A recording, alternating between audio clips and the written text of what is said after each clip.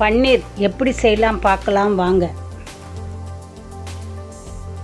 1/2 litre பாலை நல்லா சுண்ட காசி எடுத்துக்குங்க. பால் திக்கான பாலாக இருக்கணும்.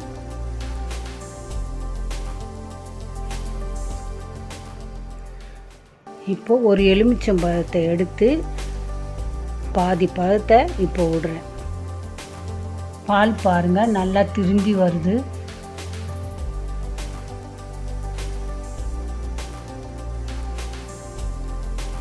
நல்லா கலரணும். இப்போ மறுபடியும் பாதி பழத்தை விடுறேன்.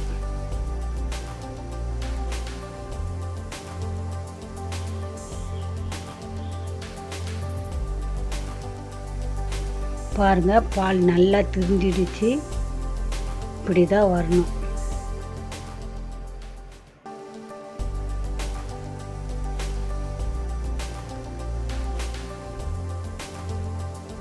இப்போ அடுப்பை ஆஃப் பண்ணிட வேண்டியதுதான். இப்போ வடிகட்டுறேன். இதை 3 வாட்டி நல்லா வடிகட்டணும். ஒரு சொம்பு தண்ணி ஊற்றி. எலுமிச்சம்பழம் ஊற்றணும் இல்லையா, நம்ம அந்த புளிப்பு போகிறதுக்காக 3 வாட்டி அலசணும். புளிப்பு தன்மை போகிறதுக்கு. 1/2 லிட்டர் பாலுக்கு 1 எலுமிச்சம்பழம், 1 லிட்டர் பாலுக்கு 2 எலுமிச்சம்பழம் விட்டால் தான் இது திருந்தி வரும்.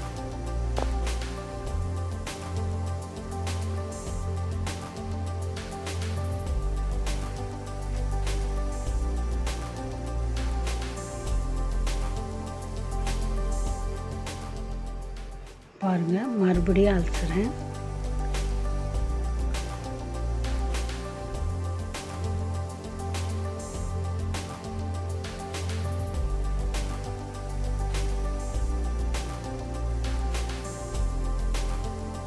இப்போ ஒரு கரண்டி எடுத்து நல்லா அந்த தண்ணி போக அமுக்கி எடுக்கணும்.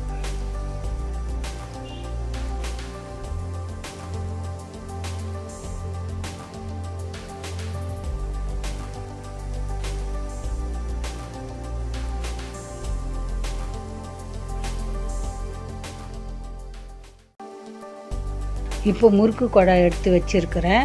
பொடி சந்து இருக்கிற தட்டாக போடுங்க. நீங்கள் முறுக்கு குழாயில் தான் போடணும்னு அவசியம் இல்லை. நல்ல துணியில் போட்டு நல்லா கட்டி தொங்க விட்டுடணும். டைட்டாக கட்டி. உங்களுக்கு எப்படி விருப்பம் இருக்குதோ அதோ போல் ஒரு டப்பா எடுத்து, சதுரமாக இருந்தாலும் பரவாயில்ல, ரவுண்டாக இருந்தாலும் பரவாயில்ல, சின்னதாக அடக்கமாக இருக்கிறதா எடுத்து அதில் டைட்டாக போட்டு மூடி வச்சிங்கனாலுமே இந்த ஷேப்பு உங்களுக்கு எப்படி தேவையோ அந்த ஷேப்பு வந்துடும்.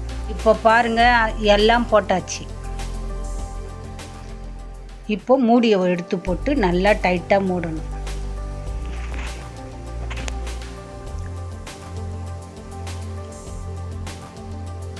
நல்லா டைட் பண்ணிவிட்டு இப்போ தண்ணி வர்ற அளவுக்கு முறுக்கணும்.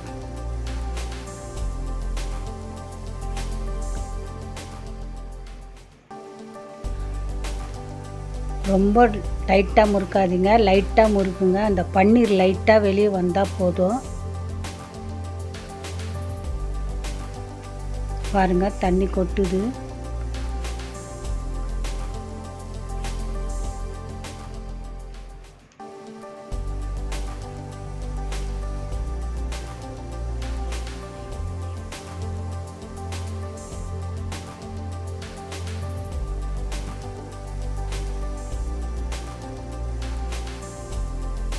பாருங்க பன்னீர் லைட்டாக வந்திருக்கு. இப்படி தான் வரணும்.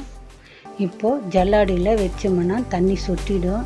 இல்லைன்னா ஒரு துணியில் கூட, வெள்ளை துணியில் மேலே கூட வைக்கலாம். அந்த தண்ணி வடிச்சிடும். 3 ஹவர் வைக்கணும்.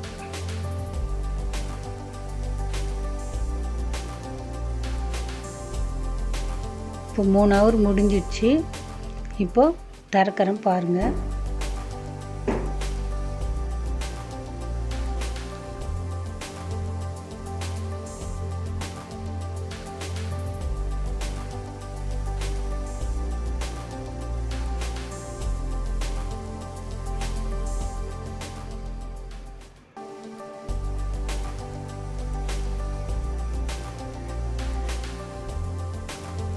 பாருங்கள் ரவுண்டாக ஷேப்பாக வந்திருக்கு.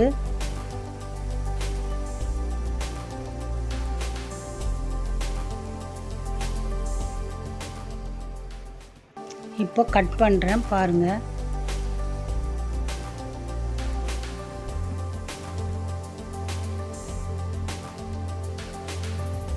பாருங்கள் நல்லா வந்திருக்கு.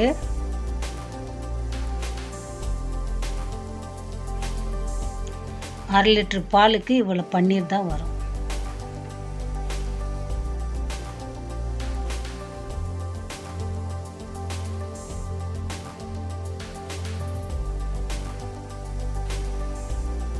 பன்னீர் ரெடி. இது மறக்காத உங்கள் வீட்டில் செய்து பாருங்கள். உங்களை அடுத்த வீடியோவில் சந்திக்கிறேன். நன்றி, வணக்கம்.